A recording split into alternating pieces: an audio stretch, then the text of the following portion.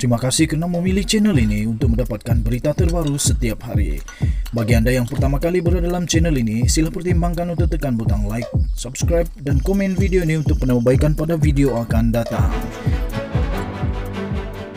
Berita politik, berita semasa, berita ekonomi, berita kesihatan, pendidikan dan segalanya ada dalam channel ini. Salam sejahtera Malaysia, berita terkini daripada malaysiakini.com bertajuk Saya hanya bertanggungjawab kepada Lembaga Penasihat. Berita penuh.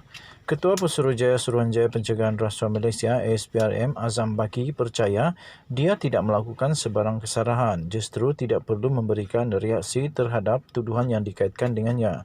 Bercakap pada sidang media di Putrajaya hari ini, Azam berkata dia hanya bertanggungjawab untuk memberi penjelasan kepada Lembaga Penasihat Pencegahan Rasuah LPPR SPRM. Langkah tersebut katanya sudah dilakukan sebelum ini. Katanya, saya tak tampil untuk memberi penjelasan kepada pihak awam kerana saya tidak membuat sebarang kesalahan katanya. Apabila diminta oleh LPPR, tambah Azam, dia berbuat demikian dan memberikan penjelasan terperinci kepada badan tersebut.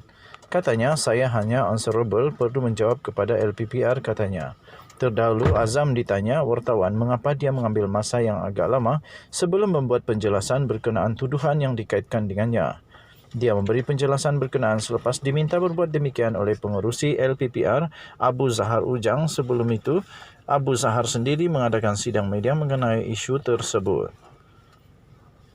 Menurut Azam, semasa memberikan keterangan di depan LPPR SPRM, dia menjelaskan bahawa saham yang dikaitkan dengannya itu dibeli oleh adiknya yang meminjam namanya.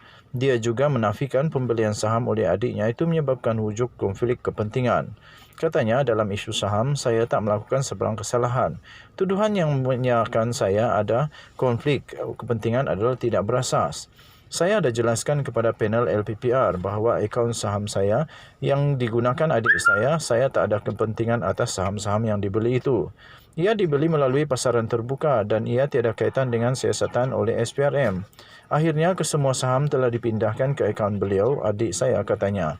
Apabila dia didesak lagi agar menjelaskan mengapa adiknya perlu menggunakan nama orang lain bagi mendapatkan saham tersebut, Azam berkata, pada pandangannya ia bukan suatu isu.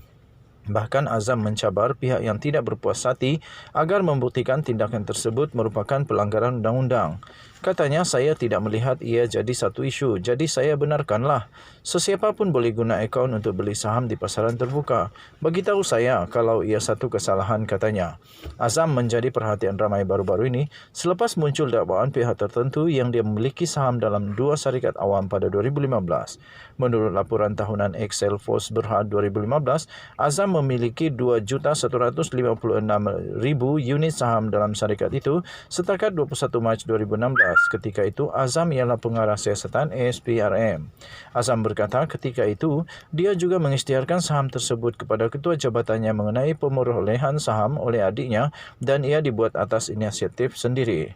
Tambahnya, walaupun saya sebenarnya tak perlu isytiharkan kepada ketua jabatan, namun saya mengambil inisiatif sendiri untuk memaklum kepada ketua saya pada waktu itu dan mereka berpuas hati dengan penjelasan berkenaan katanya.